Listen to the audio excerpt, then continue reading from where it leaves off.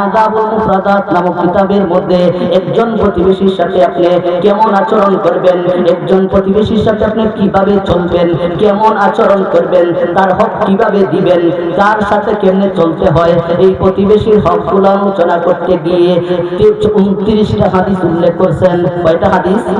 29টা হাদিস। এরপরে আসেন সহিহ বুখারী শরীফের মধ্যে মুহাম্মদ ইবনে ইসমাঈল আল বুখারী রাহিমাহুল্লাহু তাআলা আনহু শুধু প্রতিবেশীর হক বর্ণনা করতে গিয়ে, প্রতিবেশীর জিম্মাদারি দায়িত্ব বর্ণনা করতে গিয়ে মোট 560টা হাদিস উল্লেখ করেছেন। এরপরে আসেন মুসান্নাফে ইবনে শাইবা নামক হাদিসের কিতাবের মধ্যে একজন প্রতিবেশীর কাছে আরেকজন প্রতিবেশীর পাওনা কি, একজন প্রতিবেশী আরেকজন প্রতিবেশীর সাথে কেমন আচরণ করবে, কিভাবে চলবে, কিভাবে কথাবার্তা বলবে, এই সব বিষয়গুলো আলোচনা করতে গিয়ে 9টা উনি উনার কিতাবের মধ্যে উল্লেখ করছে। আলহামদুলিল্লাহ الذي خلق الجن والإنس وخلق الشمس وخلق القمر وخلق الحياة وخلق الموت وخلق الظاهر وخلق الباطن وخلق كل شيء بمنه وكرمه وإحسانه وعطفه وأشهد أن لا إله إلا الله وحده لا شريك له أي لا ضد له ولا ند له ولا مثل له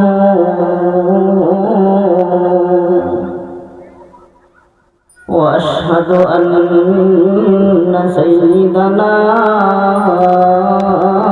مولانا محمدا عبده ورسوله الذي أوضح الحق عن الباطل بأقواله وأعماله وأخلاقه والصلاة والسلام على سيد الأنبياء والمرسلين أما بعد فأعوذ بالله من الشيطان الرجيم بسم الله الرحمن الرحيم واعبدوا الله ولا تشركوا به شيئا وبالوالدين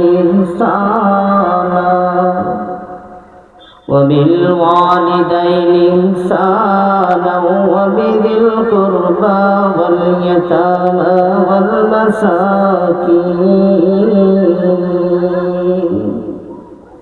والمساكين والجار ذي القربى والجار الجنب والصاحب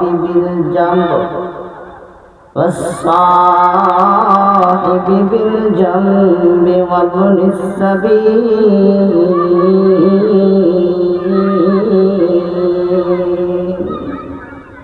وما ملكت أيمانكم إن الله لا يحب من كان مختالا فخورا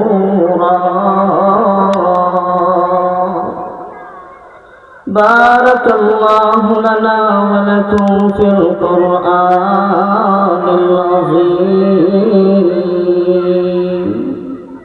ونفعنا وإياكم بالآيات والذكر الحكيم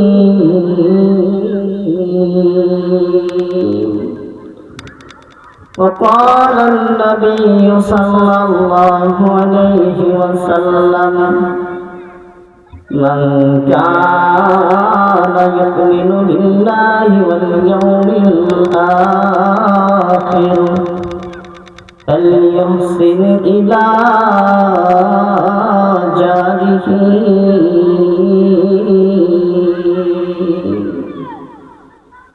أو كما قال عليه الصلاة والسلام.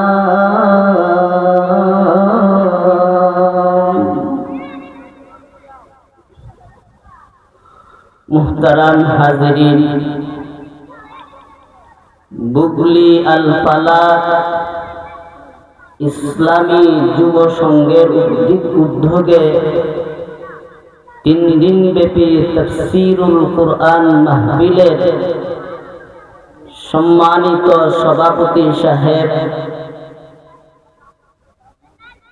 দিগর উপস্থিত মুসল্লিয়ানে কেরাম, আল্লাহ তাআলার ফজল আর করমে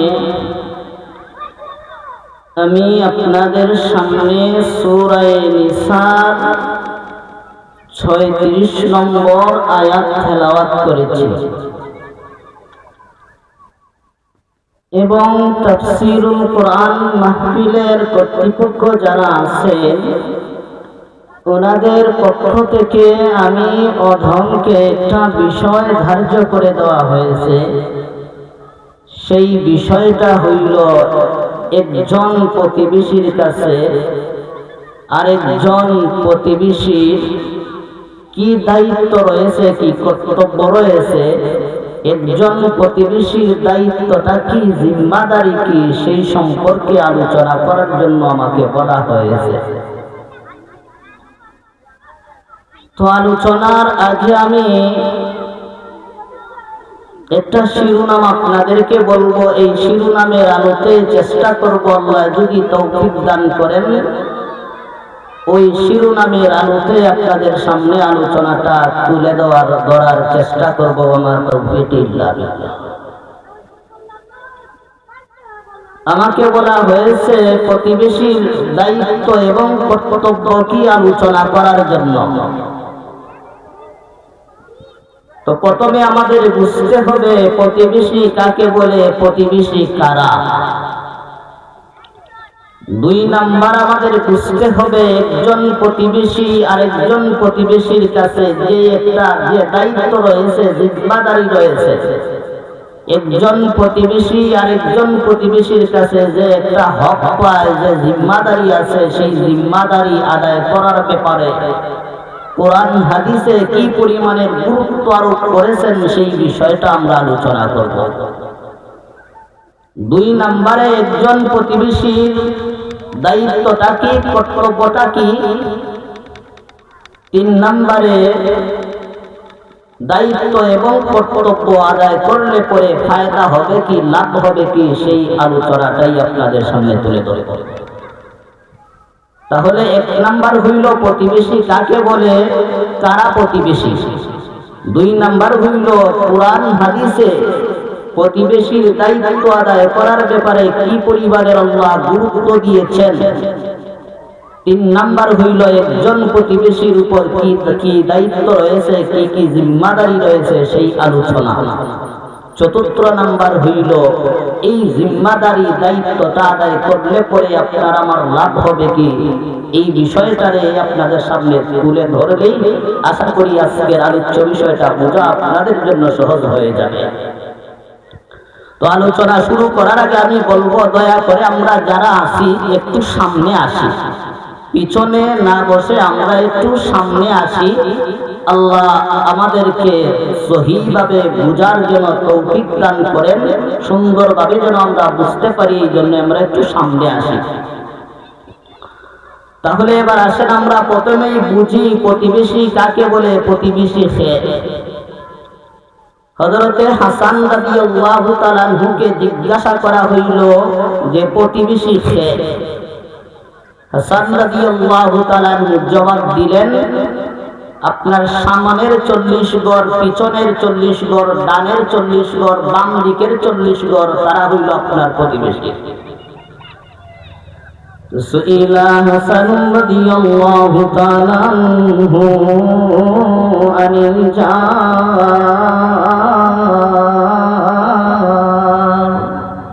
হাসান রাদিয়াল্লাহু তাআলা আনহুকে জিজ্ঞাসা করাই হইল, হাসান রাদিয়াল্লাহু তাআলা আনহু আপনি বলেন প্রতিবেশী কারা, সেই সম্পর্কে আপনার অভিমত কি?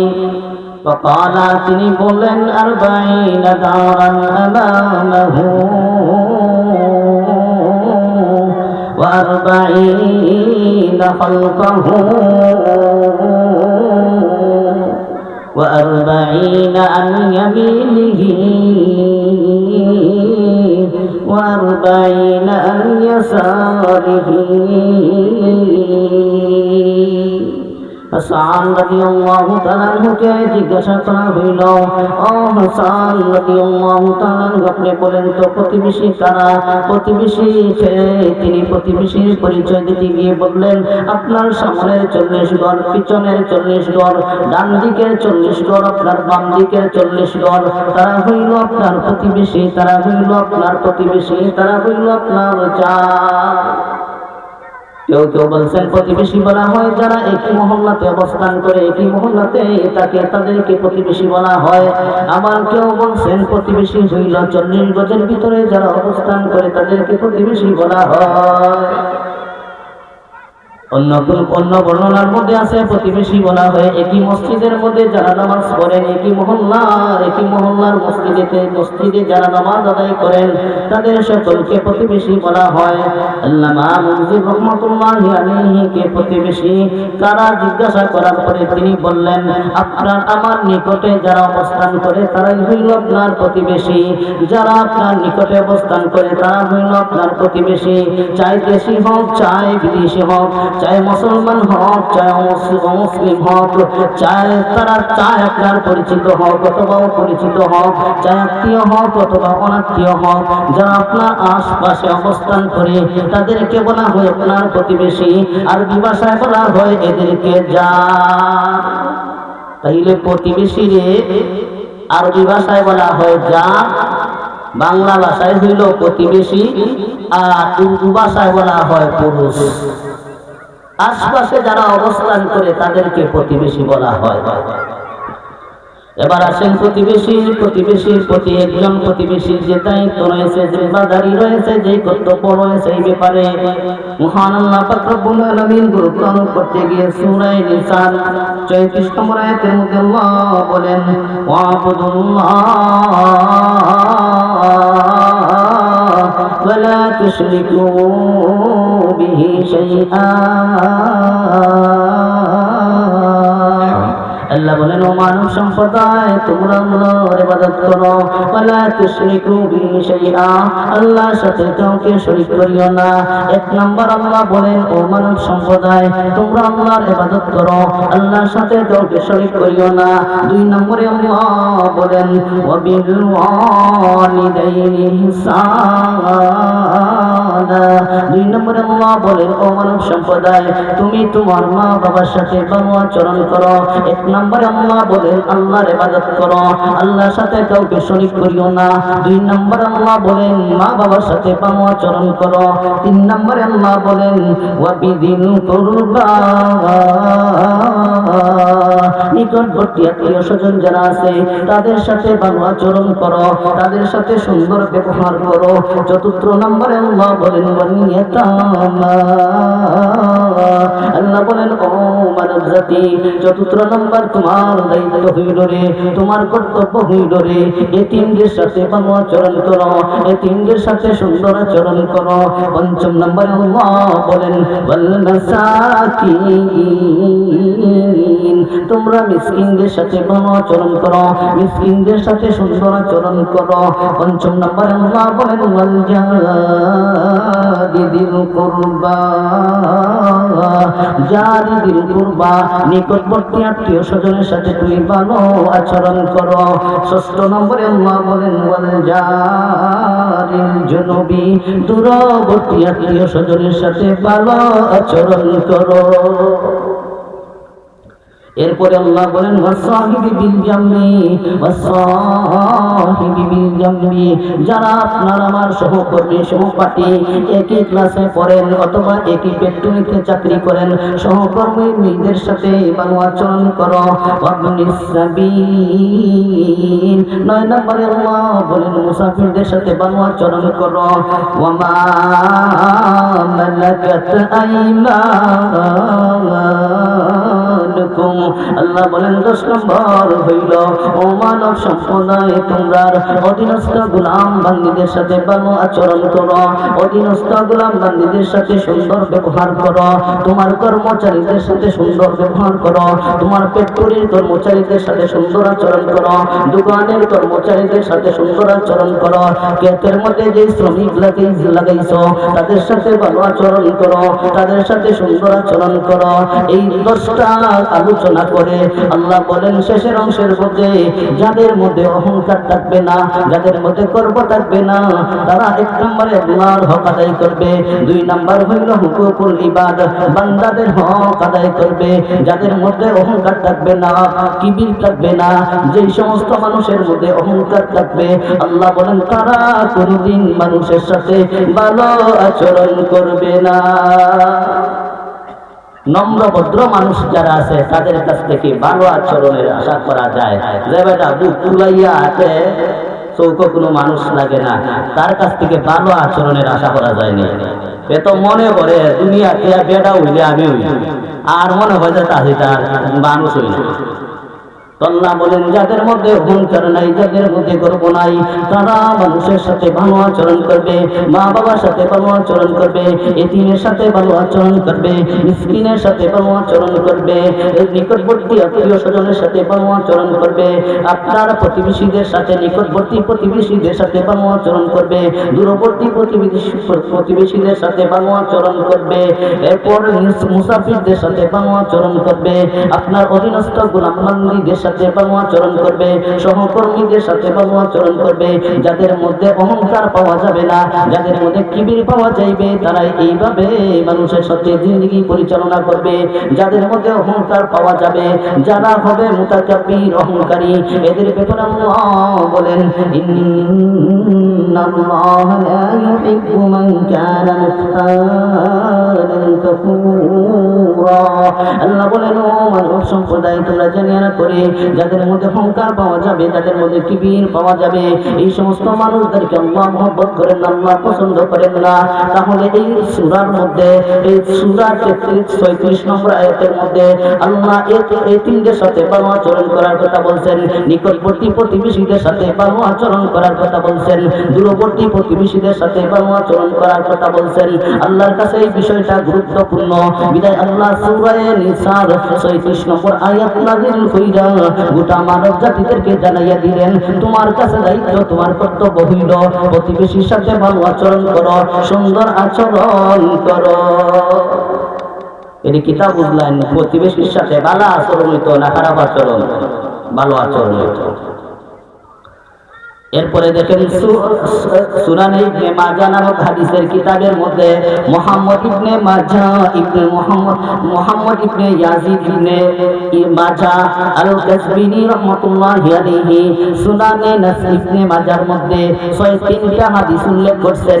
একজন প্রতিবেশীর উপর আরেকজন প্রতিবেশীর কি দায়িত্ব রয়েছে, একজন প্রতিবেশীর কাছে আরেকজন প্রতিবেশীর কি দায়িত্ব রয়েছে, কি জিম্মাদারি রয়েছে, প্রতিবেশীদের জিম্মাদারির ব্যাপারে, দায়িত্বের ব্যাপারে, প্রতিবেশীদের সাথে ভালো আচরণ করার ব্যাপারে, প্রতিবেশীর সাথে সুন্দর আচরণ করার ব্যাপারে, প্রতিবেশীর হক আদায় করার ব্যাপারে ইবনে মাজাহ নামক হাদিসের কিতাবের মধ্যে 3টা হাদিস উল্লেখ করেছেন। এরপরে সুলাইমান ইবনে আশআস আস-সিজিস্তানী রাহমাতুল্লাহি আলাইহি, যিনি আবু দাউদ শরীফের সংকলন করেনওয়ালা, আবু দাউদ শরীফের লেখক, উনি আবু দাউদের মধ্যে হাদিসের এই কিতাবের মধ্যে একজন প্রতিবেশীর দায়িত্ব কি, একজন প্রতিবেশীর জিম্মাদারি কি, একজন প্রতিবেশীর প্রতি আরেকজন প্রতিবেশীর হক দিয়ে একজন প্রতিবেশী আরেকজন প্রতিবেশীর সাথে কেমন আচরণ করবে, কিভাবে ব্যবহার করবে, কিভাবে চলবে, এই ব্যাপারে আবু দাউদের মধ্যে 5টা হাদিস উল্লেখ করেছেন। নাসাইর মধ্যে বললাম কয়টা হাদিস, সুনানে ইবনে মাজার মধ্যে বললাম 3টা হাদিস, আবু দাউদ শরীফের মধ্যে 5টা হাদিস উল্লেখ করেছেন খালি প্রতিবেশীর দায়িত্বের ব্যাপারে, কর্তব্যের ব্যাপারে। আল আদাবুল মুফরাদাত নামক কিতাব, এই আদাবুল মুফরাদাত নামক কিতাবের লেখক হইলেন মুহাম্মদ ইবনে ইসমাঈল আল বুখারী রাহিমাহুল্লাহু তাআলা। মুহাম্মদ ইবনে ইসমাঈল আল বুখারী রাহিমাহুল্লাহু তাআলা আল আদাবুল মুফরাদাত নামক কিতাবের মধ্যে একজন প্রতিবেশীর সাথে আপনি কেমন আচরণ করবেন, একজন প্রতিবেশীর সাথে আপনি কিভাবে চলবেন, কেমন আচরণ করবেন, তার হক কিভাবে দিবেন, তার সাথে কেমনে চলতে হয়, এই প্রতিবেশীর হকগুলো আলোচনা করতে গিয়ে 29টা হাদিস উল্লেখ করছেন। কয়টা হাদিস? 29টা হাদিস। এরপরে আসেন সহিহ বুখারী শরীফের মধ্যে মুহাম্মদ ইবনে ইসমাঈল আল বুখারী রাহিমাহুল্লাহু তাআলা শুধু প্রতিবেশীর হক বর্ণনা করতে গিয়ে, প্রতিবেশীর জিম্মাদারি দায়িত্ব বর্ণনা করতে গিয়ে মোট 560টা হাদিস উল্লেখ করেছেন। এরপরে আসেন মুসান্নাফ ইবনে শাইবা নামক হাদিসের কিতাবের মধ্যে মুহাম্মদ ইবনে আবু বকর আশ-শাইবা আবি শাইবা তো মুসান্নাফ ইবনে আবি শাইবা নামক কিতাবের মধ্যে একজন প্রতিবেশীর কাছে আরেকজন প্রতিবেশীর পাওনা কি, একজন প্রতিবেশী আরেকজন প্রতিবেশীর সাথে কেমন আচরণ করবে, কিভাবে চলবে, কিভাবে কথাবার্তা বলবে, এই সব বিষয়গুলো আলোচনা করতে গিয়ে 9টা হাদিস উনি উনার কিতাবের মধ্যে উল্লেখ করছে। উনাদের কাছে প্রতিবেশীদের সাথে প্রতিবেশীর জিম্মাদারি দায়িত্ব গুরুত্বপূর্ণ দেখেই তো এতগুলা হাদিসের কিতাবের মধ্যে এতগুলা হাদিস উল্লেখ করলেন। যদি গুরুত্বপূর্ণ না হইতো এই হাদিসগুলা উল্লেখ করার কোনো প্রয়োজন ছিল? 5টা হাদিসের কিতাব বললাম, সুনানে ইবনে মাজাহ, সুনানে আবু দাউদ, এরপরে আদাবুল মুফরাদাত, এরপরে বুখারী শরীফ, এরপরে বললাম মুসান্নাফে আবি শাইবা। এই 5টা কিতাবের মধ্যে মোট 53টা হাদিস আনছেন শুধু প্রতিবেশীর হক আলোচনা করতে গিয়ে, প্রতিবেশীর দায়িত্ব আলোচনা করতে গিয়ে, একজন প্রতিবেশী আরেকজন প্রতিবেশীর সাথে কেমন আচরণ করবে, কিভাবে চলাফেরা করবে, কিভাবে উঠা বসা করবে, কিভাবে মুআমালাত মুআশারাত, কিভাবে আচার আচরণ লেনদেন করবে, এই সব বিধিবিধানগুলো বর্ণনা করছেন এই 53টা হাদিসের মধ্যে। তাইলে আপনারা বলেন এই 53টা হাদিস যে হাদিসের 5টা বড় বড় হাদিসের 5টা কিতাবের মধ্যে উল্লেখ করলেন, গুরুত্বপূর্ণ বিধায় তো উল্লেখ করছেন, যদি গুরুত্বপূর্ণ না হইতো উল্লেখ করলেন না। এবার দেখেন হাদিস শরীফের মধ্যে আল্লাহর রাসূল একজন প্রতিবেশীর প্রতি আরেকজন প্রতিবেশীর যে দায়িত্ব আছে, জিম্মাদারি আছে, এটার গুরুত্ব দিতে গিয়ে রাসূল বলেন, ইবনে মাজার মধ্যে হযরতে আয়েশা থেকে বর্ণিত আছে, আবু হুরায়রা থেকে বর্ণিত আছে। হযরতে আবু আয়েশা থেকে বর্ণিত হাদিসটা হইল এইভাবে, আয়েশা সিদ্দিকা বলেন রাসূল বলেন, মা যালা জিবরিলু ইউসিনি বিল জার হাত্তা ظننت أنه سيؤرسه। আবু দাউদ শরীফের মধ্যে হযরত আবু হুরায়রা থেকে বর্ণিত হাদিসের মধ্যে সামান্য একটু সংস্করণ পরিবর্তন করে হাদিসটা এইভাবে আনছেন, মা যালা জিবরাইল ইউসিনি বিল জার হাত্তা ظننت أنه سيؤرسه। রাসূল বলেন যখন জিবরাইল আমার সাথে সাক্ষাৎ করতেন, জিবরাইল যখন আমার সাথে মুলাকাত করতেন, যখন জিবরাইল আসতেন আমাকে দেখার জন্য, আমার সাথে সাক্ষাৎ করার জন্য যখন জিবরাইল আসতেন ওহী নিয়ে, তখন জিবরাইল আমাকে ওসিয়ত করতেন সর্বদা প্রতিবেশীর ব্যাপারে, একজন প্রতিবেশীর উপর তোমার দায়িত্ব কি রয়েছে এই ব্যাপারে জিবরাইল আমাকে ওসিয়ত করতেন। জিবরাইল বলতেন, ও মুহাম্মদ তুমি তোমার প্রতিবেশীর সাথে ভালো আচরণ করো, তুমি তোমার প্রতিবেশীর দায়িত্ব আদায় করো, প্রতিবেশীর সাথে সুন্দর আচরণ করো, প্রতিবেশীর সাথে দুর্ব্যবহার করিও না, প্রতিবেশীর প্রতি লক্ষ্য করো, প্রতিবেশীদের প্রতি লক্ষ্য রাখো। এইভাবে জিবরাইল আলাইহিস সালাতু ওয়াস সালাম সর্বদা শুধু রাসূলের ওসিয়ত করতেন। রাসূল বলেন জিবরাইলের এই ওসিয়তের কারণে, জিবরাইলের এই ওয়াজের কারণে আমি মনে করলাম আল্লাহু হাত্তা জানান্তু আল্লাহু সাইয়ুহাদিসুহু। রাসূল বলেন আমার মনে হইল জিবরাইলের এই গুরুত্বর আরোপ করার কারণে, জিবরাইলের এই ওসিয়তের কারণে আমার মনে হইল প্রতিবেশীকে আল্লাহ না জানি আমার ওয়ারিস বানাইয়া দেন কিনা। রাসূল বলে আমার মনে হয়েছে জিবরাইলের ওয়াজ নসিহত শোনার পরে জিবরাইল যখনই আমার সাথে সাক্ষাৎ করতেন তখনই বলতেন, ও মুহাম্মদ আপনি প্রতিবেশীর সাথে ভালো আচরণ করেন, আপনার দায়িত্ব প্রতিবেশীদের ব্যাপারে যেগুলো আছে এগুলো যথার্থভাবে আদায় করেন। রাসূল বলেন জিবরাইলের এই কথাগুলো আমার মনে হইতো, মনে হয় প্রতিবেশীকে আমার ওয়ারিস বানাইয়া দিবেন।